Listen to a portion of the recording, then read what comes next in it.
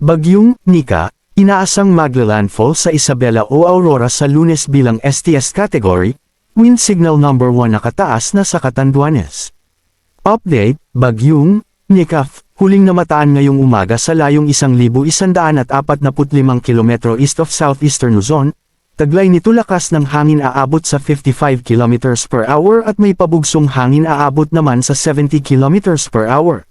Si Bagyong Nika ay inaasahang kikilos pakanluran hilagang kanluran sa buong panahon ng forecast. Sa kasalukuyang track nito, posibleng maglandfall ito sa silangang baybayin ng Isabela o Aurora sa Lunes 11 ng Nobyembre. Kahit magbago man ang eksaktong landfall point, ang mga lugar sa labas ng forecast confidence cone ay maaari pa ring makaranas ng mga panganib gaya ng malalakas na hangin, matitinding pag-ulan, at maalon na karagatan. Inaasahang lalakas pa ang Bagyong Nika at maaaring umabot sa severe tropical storm category pagsapit ng Lunes ng umaga. Bago maglandfall ang Bagyong Nika, inaasang lalakas pa ito bilang severe tropical storm.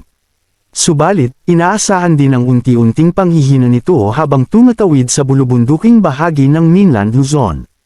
Pinapayuhan ang mga komunidad na nasa daraanan ng bagyo na maghanda para sa posibleng pagbaha, landslide, at storm surge, lalo na sa mga mabababang lugar at baybaying dagat.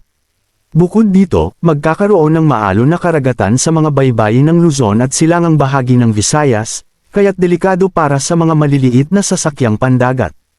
Wind signal number 1, Catanduanes. Itinaas ang tropical cyclone wind signal number 1 dahil sa Bagyong Nika, kung saan inaasahan ang malalakas na hangin na may bilis na 39 hanggang 61 km per hour sa mga apektadong lugar sa loob ng susunod na 36 na oras, na maaaring magdulot ng bahagyang pinsala sa mga istrukturang gawa sa magagaan na materyales. Rainfall outlook.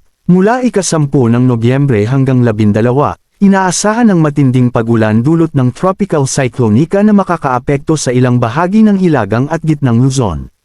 Sa ika-11 ng Nobyembre, makakaranas ang Cagayan, Apayao, at Isabela ng matindi hanggang sagad-sagaring pag-ulan na lampas 200 mm, na posibleng magdulot ng malawakang matinding pagbaha at pagguho ng lupa sa mga vulnerableng lugar.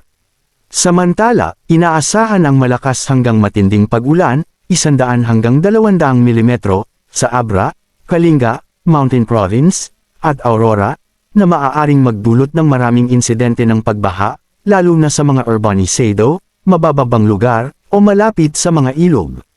Posible rin ang mga pagguho ng lupa sa mga lugar na may katamtaman hanggang mataas na panganib. Mula ika-11 ng Nobyembre hanggang 12, katamtaman hanggang malakas na ulan, 50 hanggang 100 mm, ang mga probinsya ng Cagayan, Isabela, Aurora, Quezon, Camarines Norte, Camarines Sur, Catanduanes, Ifugao, at Quirino. Posible ang mga localized na pagbaha sa mga urbanisado at mabababang lugar, pati na rin ang pagguho ng lupa sa mga lugar na lubos na vulnerable. Manatiling nakatutok sa Weather Balita para sa bago pang update. Thank you for watching. Don't forget to subscribe.